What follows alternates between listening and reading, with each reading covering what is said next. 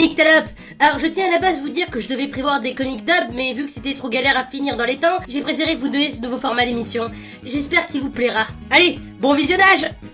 Hey poto, t'as jamais joué à Undertale? Genre, si je te dis Bad Time, Megalovania, The Grand Papyrus, ça te dit rien? Attends, laisse-moi 5 minutes s'il te plaît pour te convaincre de jouer à Undertale. Bon alors, à ce moment-là, il devait avoir un générique pour les jeux de Juju, mais le truc c'est que j'ai toujours pas inventé, donc on va laisser ce petit truc très qualitatif et très professionnel, et on verra ce qu'on pourra faire au prochain épisode. Allez, attention, cette chronique n'a pas pour but de durer exactement 5 minutes. Et je précise pour les fans de Undertale que je ne prendrai pas en compte telle théorie car ce serait du spoil, donc merci de pas venir me faire chier avec ça. Voilà. Dans Undertale, t'es un petit humain qui est tombé dans l'underground et c'est le royaume des monstres et... non, attends, c'est pas un petit humain, c'est une petite humaine. Non, je sais plus, c'est un petit humain? Non, c'est un garçon? Ah, je sais pas, avec tous ces fanarts que je trouve. Bon, tout ce que je sais c'est que c'est libre d'interprétation, donc pour ma part, la première fois que j'ai vu ce sprite, je voyais juste un petit émo japonais. Attends, d'où tu me traites des mots là? Je t'emmerde, connard! De toute façon, même dans l'underground, on peut pas comprendre ma haine intérieure. Revenons à nos moutons.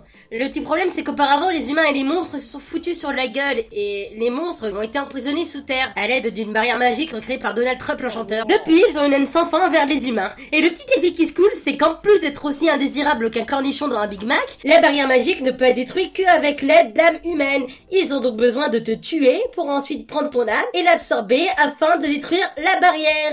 Et c'est à ce moment-là que tu comprends que tomber ici était la pire chose qui pouvait t'arriver.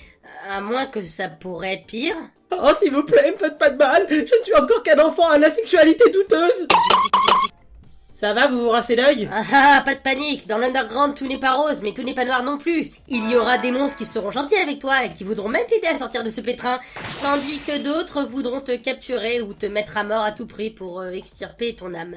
Par contre, fais gaffe, niveau apparence, c'est pas ce que tu crois. Dans l'underground, tout est hardcore, même les fleurs te tabassent. Salut, je suis Flowey la fleur, et aujourd'hui je vais t'apprendre que dans l'underground... Oh, mais c'est qu'il est mignon, monsieur Lafleur, hein, tu me faire quoi, gousi? Ah putain! T'as cru quoi, négro? Ici c'est l'underground, pas le 93, hein. Boum, bitch, vas-y, chiale, gros bébé, chiale. Et ouais, ma gueule, quoi? Miskin, le gars marche sur une ortie et ça y est, il pleure. La honte, je te jure, lâche-moi sur toi. Tu as un système de combat où tu diriges un petit cœur et il faut toujours esquiver les projectiles.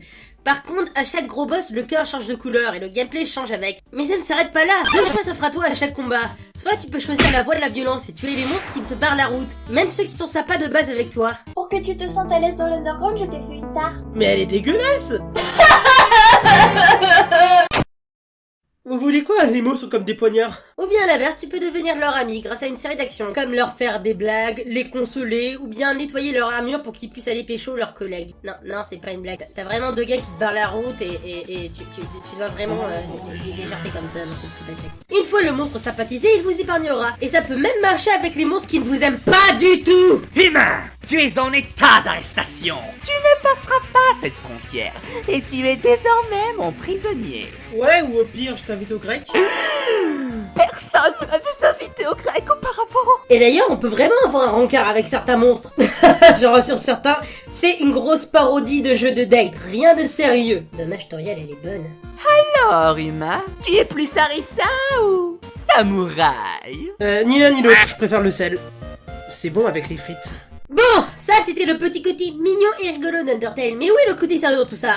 Faut savoir que même si Undertale est un jeu qui se veut avant tout amusant et humoristique, il cache un background plutôt assez noir, et je ne peux que vous laisser le découvrir sans trop vous dire, au risque de vous spoiler. Vous ne le regretterez pas. Sinon, sachez qu'au début, vous trouverez certainement les monstres du jeu assez faciles, voire même ridicules. Mais ce n'est que quelques minutes de jeu après avoir passé les premiers boss que vous verrez la vraie difficulté de ce jeu. Mais pas de panique, à force de jouer, vous finirez par comprendre de mieux en mieux le système de combat et vous commencerez enfin à avoir ce qu'on appelle du skill. Pas toi dans l'honneur humain. Attendez, vous êtes... Mais bien sûr, avant d'en arriver à ce stade, va falloir s'entraîner, Bobby. La moralité de Undertale est surtout une histoire de détermination. Un pauvre petit être qui va devoir se surpasser lui-même pour sortir de cet enfer, quitte à défier la mort à moult reprises. Et non, ce n'est pas une creepypasta. Il y a quelques trucs qui font peut-être un peu flipper dans Undertale.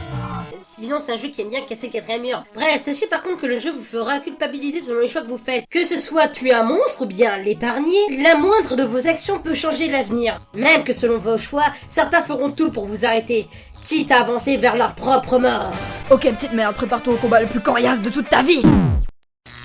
Je meurs. Qu'est-ce qu'il dit? Je l'ai fait exprès de dire que j'étais mort. Ha ha ha.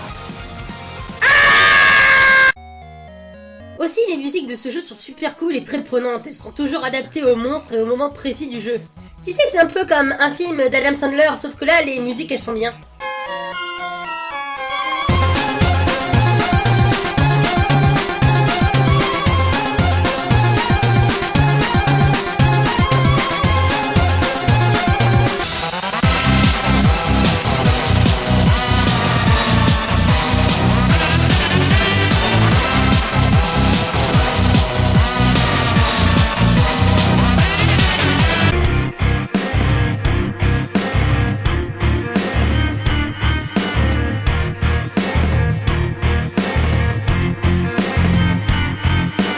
Et ce qui est cool, c'est que chaque putain de monstre fait preuve d'originalité. Deux frères squelettes totalement barrés qui essayent de capturer un humain, un robot tueur d'hommes, mais également présentateur de programmes TV. C'est comme si un mecha Cyril Hanouna vous poursuivait avec une tronçonneuse. Ou encore une lézard scientifique fan d'animé et...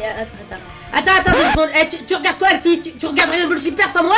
Alphys, on avait dit qu'on regardait ensemble Dragon Ball Super. Tu me fais quoi là, espèce de merde? Espèce de grosse espèce de... Le jeu est assez court. Il faut en tout une après-midi pour le finir. Mais il y a plusieurs fins, ce qui fait que tu peux le recommencer vite fait, bien fait et assez rapidement. Mais seulement 3 de ces fins sont majeures. La fin neutre, tu as tué qui tu voulais et épargné qui tu voulais. Seulement, les conditions de vie changeront dans l'Underground après ton départ. La fin pacifique où tu as fait le jeu sans tuer personne.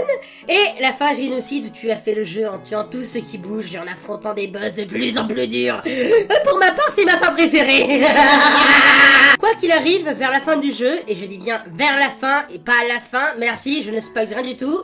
Enfin si, mais c'est pas important. Vous serez jugé par Sans, un petit squelette vachement cool et très sympa qui est un peu le gardien de l'Underground et qui aussi adore faire des blagues et dire merde à la logique.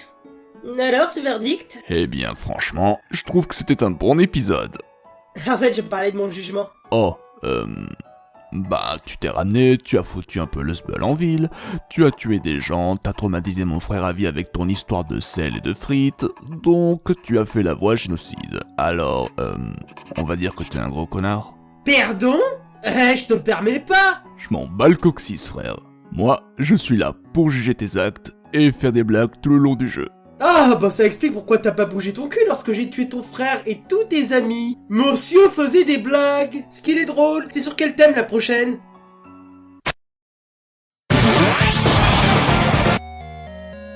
Voilà, j'espère que cela vous aura donné envie de jouer à Undertale. Sachez qu'il y a un patch français qui est sorti récemment et je vous conseille d'aller jeter un coup d'œil. Il est vraiment très bien foutu. Si vous avez des franchises de jeux à me conseiller, n'hésitez pas. Et bien sûr, allons faire un tour sur ma page Facebook ou sur mon DeviantArt si vous voulez voir d'autres dessins d'Undertale que j'ai fait. Parce que bon, ceux-là ils sont faits un peu à la va-vite. Bon, je cherche pas d'excuses, mais j'aurais pu faire mieux, quoi. Allez, sur ce mini-talope, joyeux Noël! Ah, et j'ai oublié de mentionner, le jeu s'inspire énormément de la saga des Earthbound. Donc je sais pas si vous connaissez, mais bon, vous voyez SNES sur Super Smash Bros, bah c'est là d'où sort le jeu, voilà. Bon, bah voilà. Il est mort et... Oh